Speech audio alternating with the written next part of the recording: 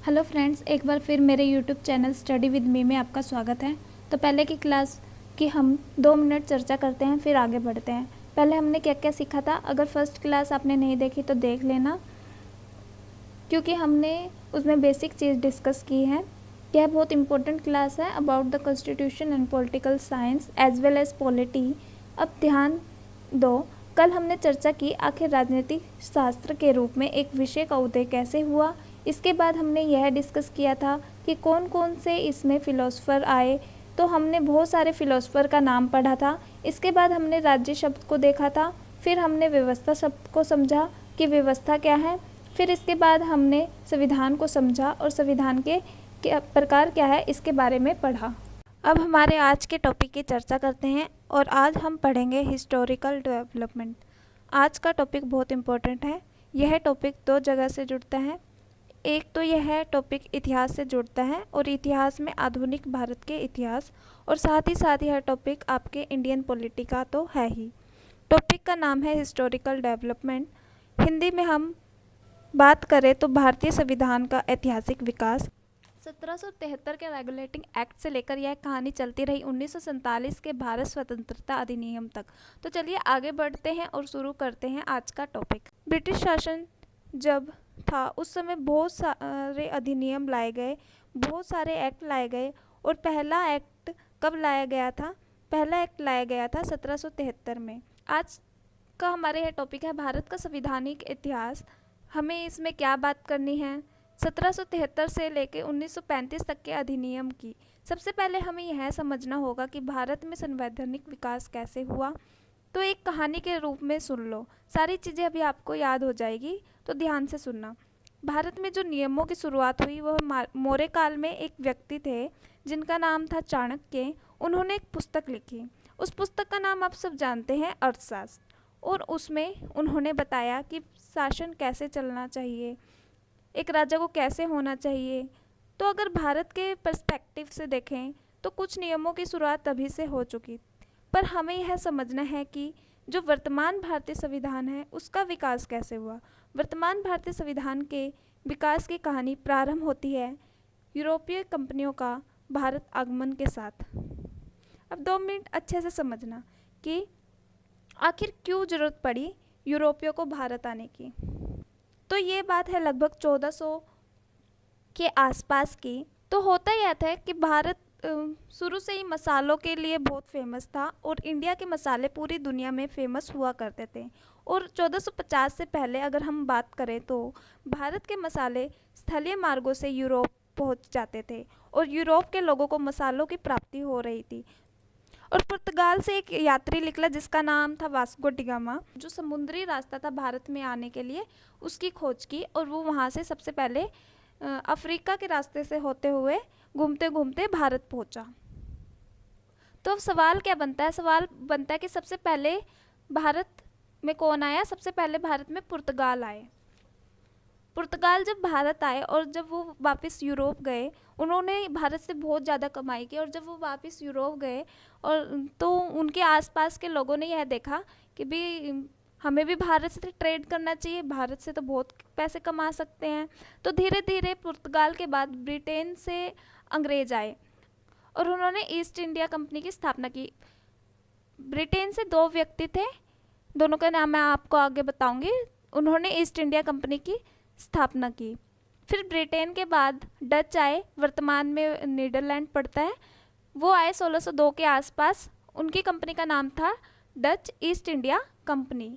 Dutch के बाद फिर डैनिश आए 1616 में, उनकी कंपनी का नाम था डैनिश ईस्ट इंडिया कंपनी।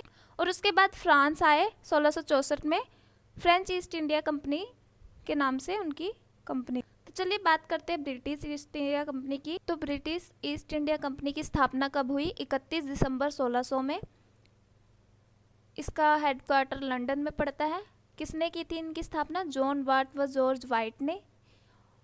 इन्होंने कंपनी की स्थापना तो कर ली, लेकिन इन्हें एक अनुमति पत्र की आवश्यकता पड़ती। तो एलिजाबेथ प्रथम ने 15 वर्षीय चार्टर दिया। किसे? ब्रिटिश ईस्ट इंडिया कंपनी को।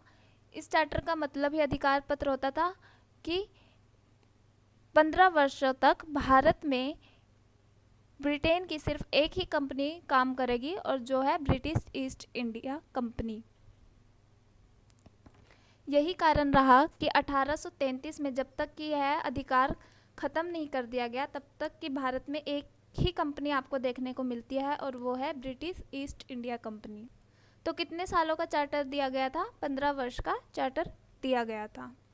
अब यहाँ से एक बात समझो कि कैसे British east India company Bharat में आई और उन्होंने कैसे अपने आप को भारत में स्थापित किया। तो भारत में अपने आप को स्थापित करने के लिए ब्रिटिश ईस्ट इंडिया कंपनी ने 2 बड़े लड़ाई लड़े। सबसे पहले बात आती है 23 जून 1757 की। 23 जून 1757 में भारत में एक युद्ध लड़ा गया था और वो युद्ध लड़ा गया था प्लासी का युद्ध। इस युद्ध में Robert Clive, east India company के रॉबर्ट क्लाइव और सिराजुद्दौला के बीच में युद्ध हुआ था। कौन थे सिराजुद्दौला? ये बंगाल के नवाब थे। रॉबर्ट क्लाइव ने इस युद्ध को जीत लिया और सिराजुद्दौला की इस युद्ध में हार हुई। और जैसे ही सिराजुद्दौला हारा तो रॉबर्ट क्लाइव ने क्या किया? बंगाल का एक पपेट नवाब बना दिया गया मीर जाफ़र को। नाम मात्र का नवाब था ये सारे काम रॉबर्ट क्लाइव के या अंग्रेज़ों के कहने पर ही करता था। तो ये फैक्ट समझ लेना कि 1757 को प्लासी का युद्ध हुआ। किस किस के बीच में हुआ? रॉबर्ट क्लाइव और सिराजुद्दौला के बीच में।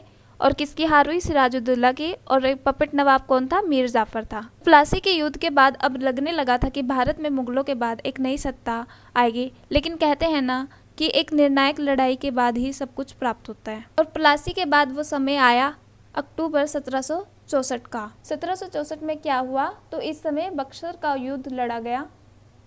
बक्सर क्या है? बक्सर बिहार का एक शहर है।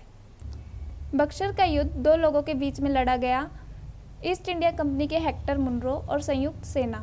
इस संयुक्त सेना में कौन कौन थे? मुगलों के शाह आलम द्वितीय, मगध के शुजाउद्दौला और बंगाल के मीर कासिम। तो ये 3 नाम आप याद रखना, मुगल के शाह आलम द्वितीय, मगध के नवाब शुजाउद्दौला और बंगाल के नवाब मीर कासिम। अब इस युद्ध में क्या हुआ दोस्तों? इस युद्ध में भी ईस्ट इंडिया कंपनी की जीत हुई और संयुक्त सेना की हार हुई। इस युद्ध ने ये डिसाइड कर लिया कि भारत में अगला रूलर कौन होगा और भारत पर कौन शासन करेगा। और भारत का अगला शासन किसके हाथों में है? ब्रिटिशर्स के हाथों में है। तो इस युद्ध का क्या परिणाम हुआ? इस युद्ध का परिणाम हुआ 1765 की इलाहाबाद की संधि, बंगाल में द्वैत शासन की व्यवस्था। ये किसका परिणाम था? ये परिणाम था बक्सर के युद्ध का। और यही वह समय रहा कि जब शाह आलम द्वितीय को कहा जाने लगा कि अब आप मुग़ल बादशाह तो रहेंगे, लेकिन अब आपको क्या दी जाएगी? आपको पेंशन दी जाएगी। और तभी से शाह आलम द्वितीय भारत के प्रथम पेंशनर बन गए। अब बक्सर के युद्ध के बाद अंग्रेज़ों के पास क्या चीज़ आ चुकी थी? 4 चीज़ें आ चुकी थी। कौन कौन सी? भूभाग, जनसंख्या, संप्रभुता और सरकार। और जैसे ही अंग्रेज़ों के पास भूभाग आ गई, जनसंख्या आ गई, संप्रभुता आ गई और सरकार आ गया, तो अंग्रेज़ों को क्या मिल गया? अंग्रेज़ों को मिल गया राज्य। तो जब राज्य आपके पास आ जाती है तो उसकी आपको व्यवस्था बनानी पड़ती है। और व्यवस्था किससे बनती है? व्यवस्था बनती है नियम से। और अंग्रेज़ों ने भी नियम बनाने शुरू किए और राज्य के व्यवस्था हेतु कानूनों का निर्माण प्रारंभ हो गया। और कानून कौन बनाती थी? ब्रिटिश संसद कानून बनाती थी। और उन्हीं कानूनों को क्या कहा जाता था? उन्हीं नियमों को, उन्हीं कानूनों को अधिनियम कहा जाता था। और यहीं से भारत में इतने सारे अधिनियम आए जिसकी चर्चा हम आगे करेंगे। तो कहानी कहाँ से शुरू हुई? कहानी शुरू हुई 1773 के रेगुलेटिंग एक्ट से और जाके ख़त्म हुई भारत स्वतंत्रता अधिनियम 1947 को। और यहीं से शुरू हुआ भारत का संवैधानिक विकास।